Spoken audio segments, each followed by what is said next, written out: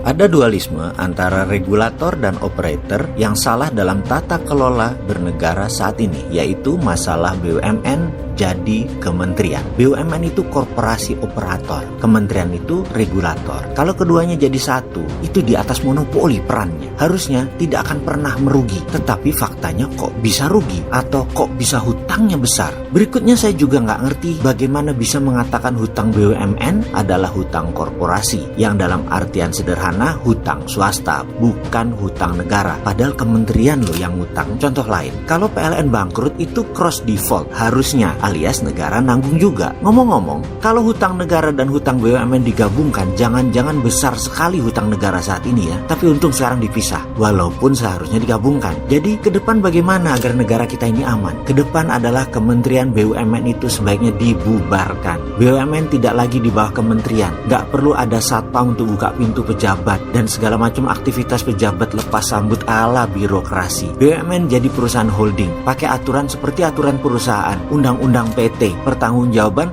hanya terhadap pemegang saham. Tidak perlu undang-undang keuangan negara sebagai aturan baku untuk para eksekutif perusahaan BUMN, seperti halnya pembukuan di kementerian. Bisa lebih leluasa dalam mengembangkan usaha tanpa ketakutan yang berlebihan. Tidak ada lagi ancaman pasal merugikan keuangan negara. Para eksekutif itu bisa berlindung sepenuhnya pada undang-undang perseroan terbatas atau PT, seperti perusahaan swasta pada umumnya. Kita jadi bisa bersaing seru dengan swasta. Mereka cukup berbekal pada persetujuan RUPS, Rapat Umum Pemegang Saham. Itulah lembaga tertinggi dalam sebuah perusahaan. Begitu RUPS sudah menyetujui, maka ini menjadi tindakan aksi korporasi. Tidak akan lagi dikenakan undang-undang keuangan negara. Tidak akan lagi kesalahan prosedur tender itu ini mengganggu kita. Dan titipan pejabat atau anggota dewan yang terhormat yang suka nitip proyek semua pakai RUPS. Mereka tidak mempan dan tidak bisa mengendalikan BUMN saat ini. Selama RUPS sudah menyetujui, langsung dijalankan. Ini akan jadi sejarah baru. Semua berkompetisi sehat. BUMN sejajar kompetisinya dengan swasta dan ini akan mengurangi beban APBN. Sungguh, hal ini sejalan dengan keputusan MK bahwa anak sapi bukan sapi, atau pernyataan kemarin di mana Mahkamah Konstitusi sewaktu ditanya apakah Mandiri Syariah anak Bank Mandiri itu BUMN, maka diputuskan oleh MK bukan BUMN. Yang dimaksud MK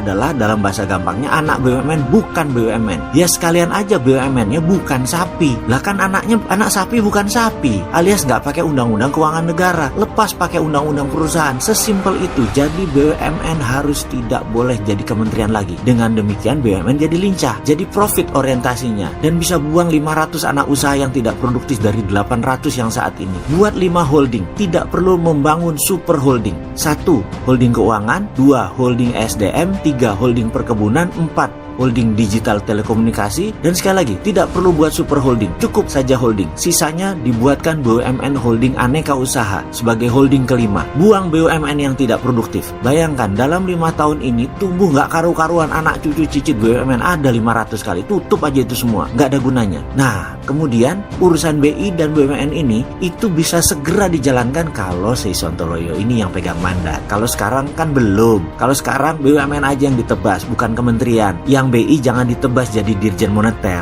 Gak enak sama IMF.